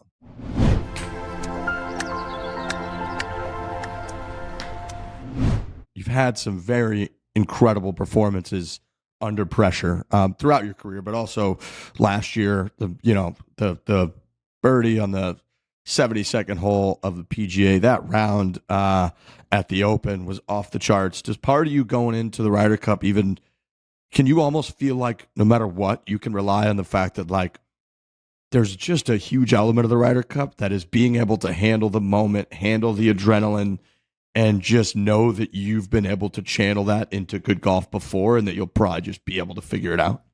Yeah, I think so. There is a part of that when you look at, someone like Tiger, who obviously had way less reps than he used to when he was younger, really relied heavily on experience and certain things when he won him winning the Masters there and it was 18. 19. He won the Tour Championship in 18. So him kind of getting back on that run was not that I can even relate to any of that, but just like a little bit. Like, I've played really good golf. I know what's in there. I know I've done it. So just knowing that it can be done, even after injury and things like that, it's like, just gotta believe a little bit. I gotta tell myself I'm great again versus picking myself apart when I'm playing golf. Yeah, that's something I think a lot of us can relate to, especially what you're saying earlier. Like, I'm okay. Like, that's what every round mentally for us is like in our whole life. Like, no, it's fine, guys. It's fine. Like, no, you're like 9 over through 5 holes. It's not fine at all. It's horrible. It's true. It's like, we've had guys we've had a lot of guys on the show who, have won majors. You've won 2 majors. Like, they've been in situations in golf that are incredibly intense. And they will still say that the Ryder Cup is a different one. The way it feels is different. It almost feels a little bit bigger than even majors, which is crazy to say, but it's such a pressure cooker. Do you subscribe to that line of thinking? You've played in a couple of Ryder Cups. Are they as intense, if not more so, than the big tournaments? I think that's a very fair statement. And if you really sit back and take in what's kind of happening, they just have to be. I mean, you kind of you tie in other sports to our sport, and we don't get any practice when it comes to this. The feeling for sure, I would 100% agree. Like I said, you're tying in other sports. I mean, Bethpage is going to be insane. We're going to have, what, 30, 40, 50,000 people in the first hole yelling at you. That doesn't happen at a major. You make a birdie at a major, people yell for you. Like, no one yells at you just unsolicited. Right. And they're gonna be yelling for us, and it's gonna pump you up to a place that you're not used to, like hitting a golf shot at. So, and then when it comes to, I had in Rome, it was my first time in these team events where I was in the spot. Pat was playing really well. I was in the spot to like make a few putts that were so important for our team, and I missed them. And I've never felt so like upset. So I was pissed. Like, this is like, it's been a while since I've wanted to hit something, and I was like, gosh, I remember why I don't play team sports, because usually, if you're great, it's on you. If you suck, it's on you. But now you're letting down guys that are like out there bleeding for you. Your captains, everyone's out there bleeding for you, and you're just letting them down. So I'd say the emotions run significantly higher at a Ryder Cup than even a major, which is crazy to say. It is such an interesting look into like the human mindset and psyche, how much more we put on stuff when we don't want to let other people down, and like you kind of said it earlier, but it's like that golf is such an individual sport for you guys now.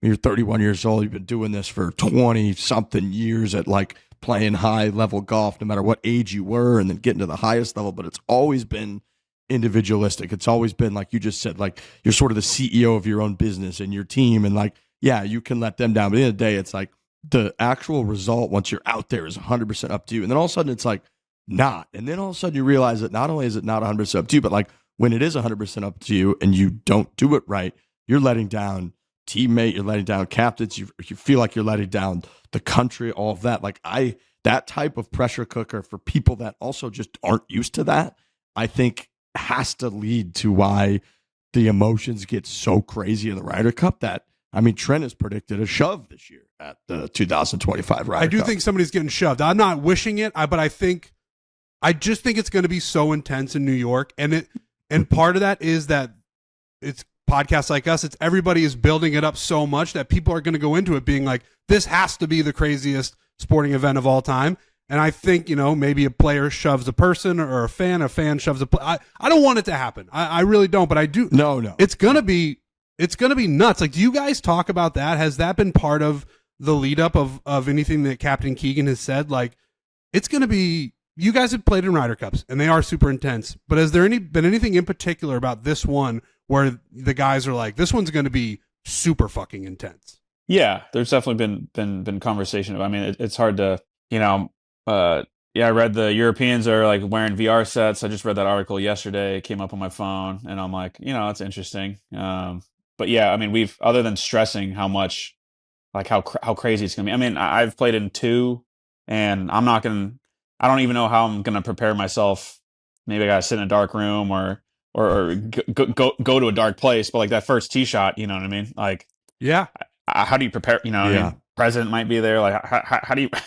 Yep. How do you properly prepare for that? So Keegan's definitely been addressing it. But I think I think when we get there on site, it'll be easier to address. I think Monday there are no fans, and we're going to get in a little bit early. So I think once we step on property, it's sort of going to be our ritual to get out there and get the vibes going, get the feels going, and then sort of set yourself up from there. It's interesting. Like, you're such a, you come off as a relatively off the grid kind of guy, and even a great example of you just having a child. I feel like that surprised a lot of people. I'm like, oh, I didn't even know that was kind of coming.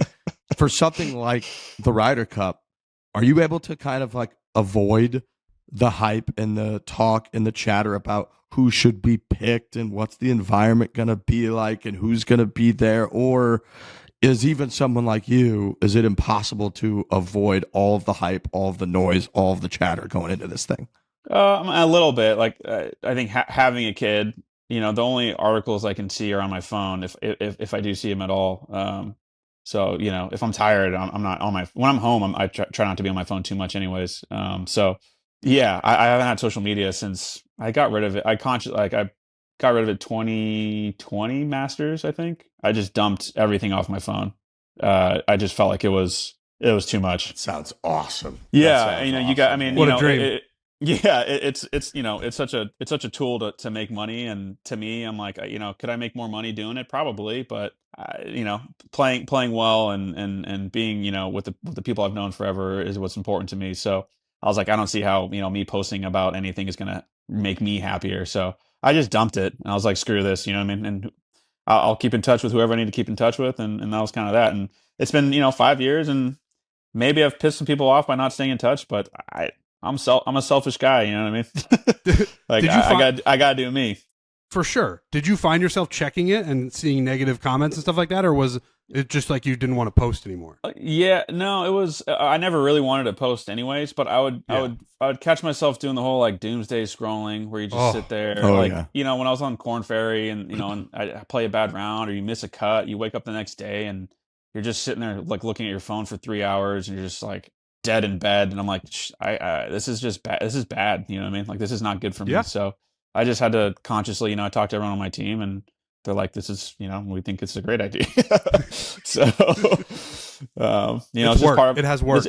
It's part of our generation, and it's part of what we got to deal with every day. Yeah. You're like, again, sort of describing like you eliminated your part of your life that is like our entire life is essentially like you're like, oh yeah, I'm sure you can make extra money. You guys are crushing it. People out there, they need you. They need you guys' commentary and videos. It's like you don't I need can maybe make a little money. We're like, this is the only way we can make money is doing this. And you're like, I would occasionally like doom scroll. It's like, no, I do that the whole day, every day, and it is a horrific like bed rotting feeling where you're just like, God, get this thing away from me, but you just can't help it. It's so get me bad. out of this vortex. Dude, it is a vortex. I've actually been trying to use it to my benefit. I'm just gonna sound like a guy who is addicted to TikTok, but like I basically use it to time travel. Like when I'm on a long flight, I watch TikTok and I feel like it's a 15-minute flight. No joke. It really puts you in a vortex so much. And it just changes the way time works. And I'm scrolling. I'm seeing all sorts of crazy shit, as you would imagine. And then, oh wow, I'm in Portland, Oregon. I made it. My flight has landed. It really is. But that's not a good thing for your brain. It can't be. So I think the decision that you made to get rid of it was the right one for sure. You just gotta have a few resets every once in a while. You know what I'm saying? Totally. Reset's a good term. I need a reset. I don't even know where you would start, like maybe Christmas break or something. That was one thing I was going to ask you, Xander, was when you're talking about you're stressed, and I guess this would be before the kid was born. What does do you have other hobbies, or what does something look like that you're doing that's not golf that is sort of relaxing you? I mean, when I'm in it, I couldn't relax. Like I'm okay. Like I'm in it. I'm in I have a room in my house at the gym. Like it's got all these mirrors and, too many mirrors. And I'm grabbing, I got clubs in there and I got devices in there, and it's a disaster. It's my vortex. Do you know what I mean? Like, right. Yeah. It is your vortex. That's such a healthier vortex for you. I mean, not really, and then you're like, oh, this feels pretty good. Then I go to the course and shoot, 40 on the front nine. I'm like, so, I don't know if it's like healthy, but my wife and my dogs here prior to this kid, were my healthiest sort of distraction. They bring me a lot of happiness. So that would have been, like my step away from it, where I can hang out with her and hang out with them and get away from. That's like my getaway from golf. You're not my watching home life. But you watching any TV shows or anything like that? We got to get you on something. I haven't watched a good TV show in what feels like a while. Severance? You watch Severance? I have not. My wife's sister was actually telling me. She said I'd like Severance. She told me to watch it. I haven't. Really good. Severance is really, really good. Okay. Apple TV in general has been crushing it for a couple years now, I would say. Mm-hmm. And like Silo's really good. Severance really good. I watched Silo. I watched Silo when I was. What'd you think of Silo? When I was hurt, it was good. When I was hurt, I actually did watch like I watched who's a Taylor Sheridan show like known to man. Oh, like Yellowstone. I watched Yellowstone. I watched Lioness. I watched Landman.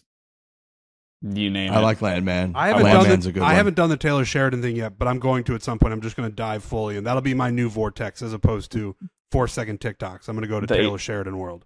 1895 or whatever year it was. Mm-hmm. The spinoff. Yeah, the spinoff 1915. The one with Harrison Ford. So yeah, I did watch that, and then once I got back into golf, it was just all me back in the vortex with the mirrors.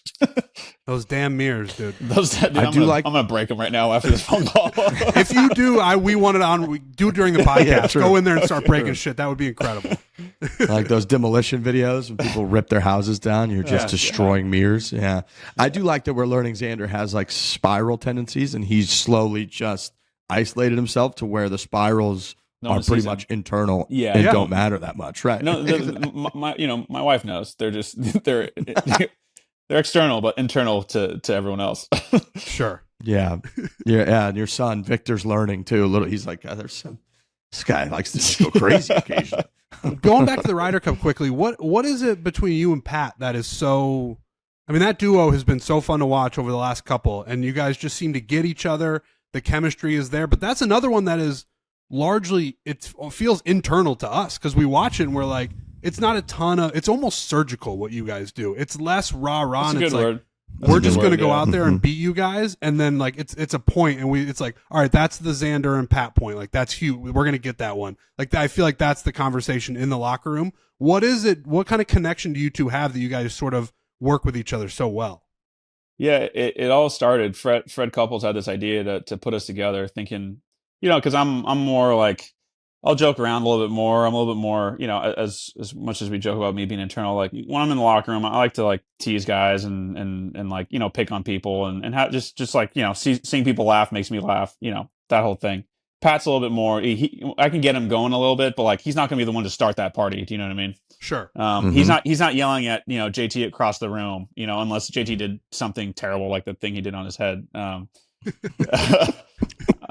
So when Fred put us together in Australia, we didn't really know each other too well. Like we've known of each other, we definitely played a fair amount, but that definitely brought us a lot closer. And we kind of operated the same way. We have sort of a similar belief on how to play the game. And when it came to alternate shot, we almost like turned into one person, like where how someone would play a hole in alternate, if you take a bomber and a short hitter, like it didn't matter. Coming down to like how Pat and I would curve the shot into that pin, how we would like hit a certain chip or a certain bunker shot or playing a certain putt. Like we kind of like synced up almost, and it felt like it became pretty surgical. Like we would. I remember in Australia we lost our match. We got smoked by I think Sungjae when he like chipped in on the first hole, and then like they just teed off on us, and then Pat and I were so tired, and they're like, "You guys want to go again this afternoon?" And we're like.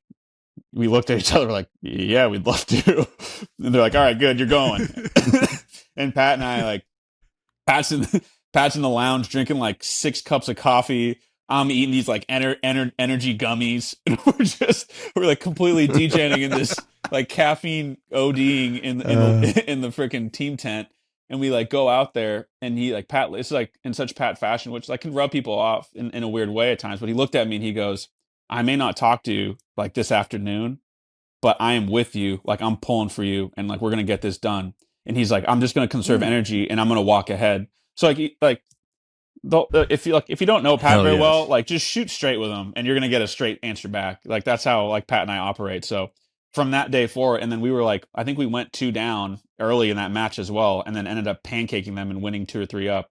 And we just like you said, we just started picking apart this golf course like one shot at a time, and it was so fun. And then people started to realize we play really well together, and then we've had our ups and downs from then, but for the most part we still really enjoy playing together. Pat's one of my good friends. We live close to each other, and yeah, we always look forward to playing on these teams together just to see what we can kind of muster up. It does feel like you guys have the type of friendship and relationship out there where you can say a lot to each other without saying anything. Yes, a few looks here and there. Like I mean, he's always stoic and calm looking, but like you look at that putt he made in Rome in the dark, and that basically almost started a full blown brawl in that green, and his emotion there, like, you know what I mean? And then the putt he made at the President's Cup, like in the dark, I tell him all the time, if him and I are like in a playoff to win a tournament, and like the sun's going down, I'm just gonna slow play the shit out of him and be like, we have to play in the morning tomorrow. Like I'm not. No one should go against Pat in the dark. Like this is something about Patty Ice in the dark is like he keeps making these putts when it's like you can't even see the green. I'm like, what the? He's nocturnal, man. Right to left. He's a little bit of a nocturnal guy. It's just you get him in the dark, there's no problem out there. But I love that insight because that type of communication from him is perfect. Of like, no, this is how I'm gonna succeed here and lock in. But I want you to know this doesn't mean that I'm not into you. I'm rooting for you, man. I hope you play great, but I got to do what I got to do. Is kind of, I feel like, what you want out of your partner. It doesn't have to be rah-rah all the time. It's like, I need to make sure you're where you need to be and you're focused on what's happening, doing whatever you got to do to get that thing done. I think that's a good way to do it. Yeah. And it clicked with me. I mean, I'd grown up with my dad. I mean, he'll say some things, off the cuff, and like, I'm just straight. Just say it. Like, I'm not going to take offense to it. I might, but like, I'll let you know if it offends me. You're a good sounding I love board. that. Yep. Yeah. So it, I can, if I'm playing with Bryson and, next week and he's, I was already telling Bryson, I want to see him walking down every freaking fairway with his putter up, as if he drove the green, you know what I mean? Hell like, yeah. I love that. I love that at Whistling Straits. That's the energy we need. So if I'm good. playing with that and he tells me this is what's happening, fucking more power to you. You know what I mean? Yep. Right. Yeah, and it's everybody's different, and I think that's what's so cool about the Ryder Cup is that you do get 12 guys on a team from the individual sport, like we talked about earlier. That all of a sudden you kind of see it, you just see a different reaction come out. And I saw a couple of the promo clips from, I guess it was probably Whistling Straits, and there were a few from Rome, but it was like Scottie Schauffele giving gigantic fist bumps, and I was like, I just wasn't even ready. I didn't even remember that those types of things happen. And the fact that brings it out. I remember I've seen like clips from Matt Kuchar back in the day, like going crazy and right here. Just like that's so surprising to me. So I love that part of it. On the golf course aspect of it, after Rome, we had Eduardo Molinari on. He was going a lot through the data and the course setup, and it made us sort of really look at home team advantage and all that part that goes into the Ryder Cup. Now that you're on, we got the home field, home team, home course. Have you been involved? Has the group text been involved? Did that get cut off a while ago in terms of like how the course could be tweaked leading up to next week? Yeah, it was talked about at a couple of the dinners. We have, Eduardo does a great job for them, obviously, set Rome up perfectly. We have our scouts. I think they do a great job as well. And I feel like these teams are pretty close. I don't sit here and think, oh, this team's way better than that team. Right. It's like they're pretty close, and I feel like pretty evenly matched. Like there's no big distance bias. There's no like everyone's they're way better at this, they're way better at that. I really do think it's going to come down to, Scottie keeps talking about, I mean, I might just start talking about what Scottie talks about. So maybe something clicks for me too, but he's talking about preparation. Smart. I think the team that's the most prepared, it being, 3 or 4 weeks after our sort of final event, is a big deal. Very different than when it was the week after after East Lake. I think that definitely, that changes a lot. So much I had a kid, like so much stuff can happen. So, right. I think whoever's coached the best, whoever gets acclimated the fastest, and coached as in like, gets the pairings right, gets the mojo right, gets all that stuff right, we'll come out on top of this Ryder Cup. I like that. Is there anybody on the group text who's like noticeably more active than anybody else?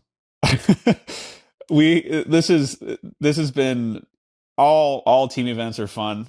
You put Kisner, Gary, and Sneds, and then like the angel sent from Jesus himself, Webb Simpson down. Do you know what I mean? Like you put you Yep. You put that and then Jim, like Jim will throw his Jim is incredible. Like ever since I've gotten to know Jim more, like he's definitely he's been awesome. He'll throw his 2 cents in every once in a while.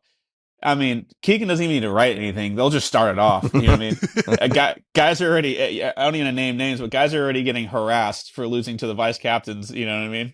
In Napa. Started by the vice captains, obviously. Oh, yeah. So I would pay like, it's special to say the least. It's special. Kid's definitely, I think he takes his Golf Channel hat off when he's texting us.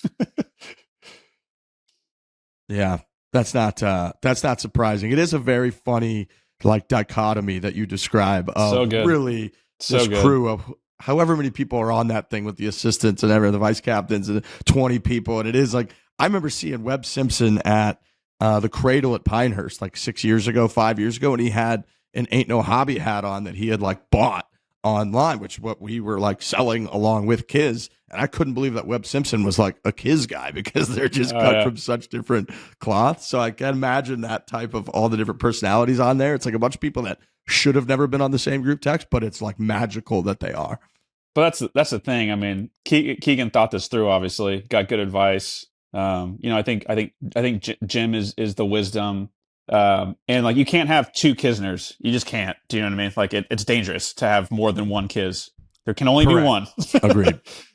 He is plenty. There could barely be one, really. There could barely holding on with one. Hanging by a thread with one. So that's right. Yeah. So I mean, if you look at what Keegan kind of, the list of he keeps talking about how these vice captains have given him so much confidence. I'm like, of course they would. Do you know what I mean? You got a guy who's done it all. He's calm. He's stoic. You got a guy who's the nicest guy in the world. You got a guy who will run his mouth. You got all of them.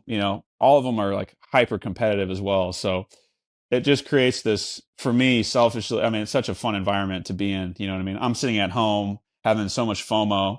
I never have it, and these guys are in Napa just ripping through this chat. I'm just you know what I mean? Dang it, Yeah. I'm tell him, Key, I'm so bummed. So I'm so pumped to get back with the guys here shortly.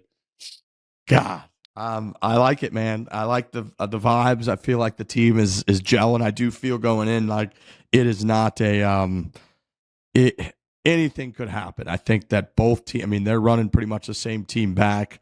Our team is insanely strong. Bethpage is such a cool venue. We've been able to do quite a bit up there. Frankie, who had to miss the show because he's legitimately has to watch his son right now because his wife had an appointment. Well, that's but he got married at Bethpage cool. last year. It's and so for us, we love the place for what we do on this show. It's the most up our alley type of famous golf course. People sleeping in their cars. I remember when I lived in New York from 2016 to 2020, it was under $75 to go play Bethpage Black on a Saturday morning. And so it's cool. A top 10 course I think I've ever played. And so just the whole feeling around Bethpage Black and kind of what it means to New Yorkers and those on Long Island, the major championship pedigree, Europe running the team back, U.S. having so many absolute studs on the team and the chemistry and all the names involved and Keegan and all of it is just so damn exciting. And I really do appreciate you taking the time to talk with us. I mean, I know you're wildly busy. You're gearing up for what I think is going to be the biggest spectacle in the world of golf, in the history of golf. You just had, child and all that. So to take the time really means a lot. And I would say too, I mean, you got a couple major championships under your belt. You got Olympic gold medal. You're a father now. You're number 3 in the official world golf ranks. You are a fucking stud when it comes to golf. So when you go out there next week at Bethpage Black and you wear that red, white, and blue, you remember that you are as good at this thing as anybody on planet Earth. Mm-hmm. This is the reset that I needed. Thanks, boys. Stay away from the mirrors. That would be my word of advice. Stay away from the mirrors. Unless you're going to break them. Otherwise, stay away from them. I appreciate you, boys. And Frankie, congrats on the kid. That's huge. He's going to love that. He is. He is going to absolutely love that. He's going to need that. All right, Xander Schauffele, good luck next week. We'll see you at Bethpage. We really do appreciate the time. And go get him. Go Sweet. get him. Thanks, Riggs. Thanks, Trent. You're the man.